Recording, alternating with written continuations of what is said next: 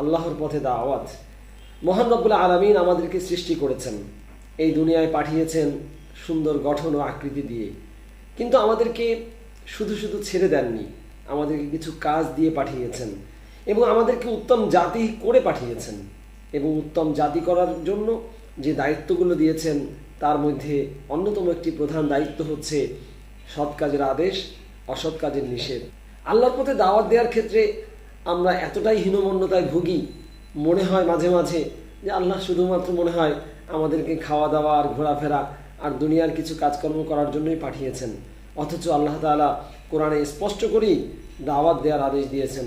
সূরা আন-নাহলের 125 নম্বর আয়াতে আল্লাহ তাআলা বলছেন, উদউ ইলা সাবিলি রাব্বিকা বিল হিকমা ওয়াল মাউইদাতিল হাসানা ওয়াজাদিলহুম বিল্লাতি হিয়া আহসান। আমাদেরকে উদ্দেশ্য করে আল্লাহ বলেন যে তুমি তোমার রবের দিকে মানুষদেরকে ডাকো, হিকমতের মাধ্যমে, জ্ঞান সহকারে এবং উত্তম ওয়াজের মাধ্যমে তাদেরকে ডাকো এবং প্রয়োজনে তাদের সাথে তর্ক বিতর্ক করো উত্তম পদ্ধতিতে।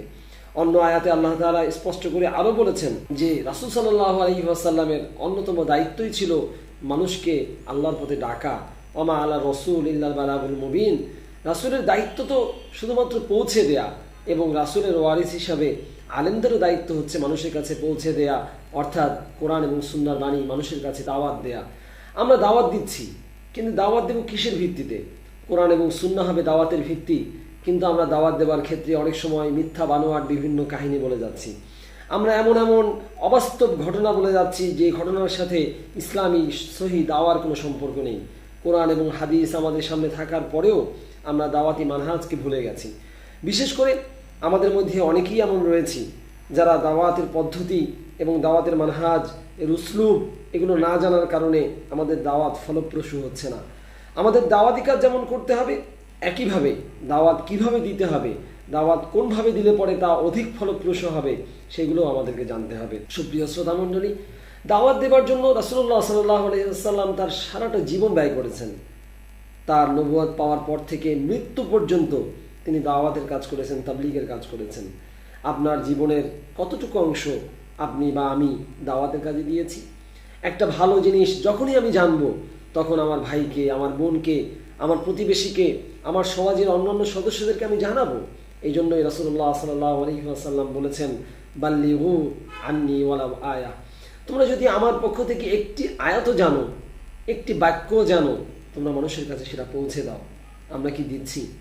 আমরা অনেকেই আছি যারা জানি অনেক কিছুই, নিজেও আমল করি হয়তো, কিন্তু আমার পাশের ফ্ল্যাটে কে থাকে তাকে একটু দাওয়াত দেব, আমার সমাজে যারা থাকে, এমনকি আমার পরিবারেও অনেক সময় দাওয়াতি কাজ আমরা করি না।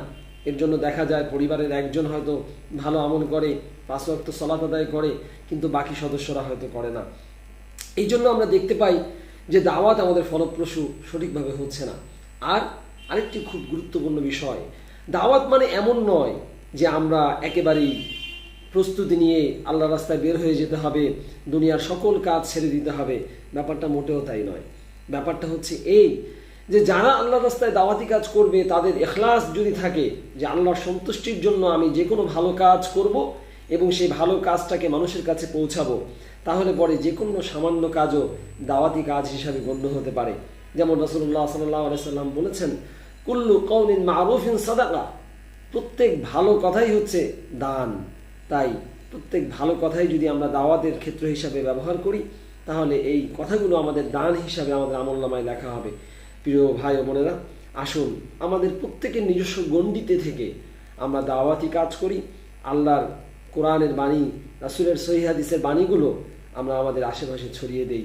আল্লাহ তাআলা সবাইকে দাওয়াত এবং তাবলীগের কাজে নির্দিষ্ট সময় বরাদ্দ করার এবং সে অনুযায়ী নিজেদের জীবনকে গড়ে তোলার তৌফিক দান করুন।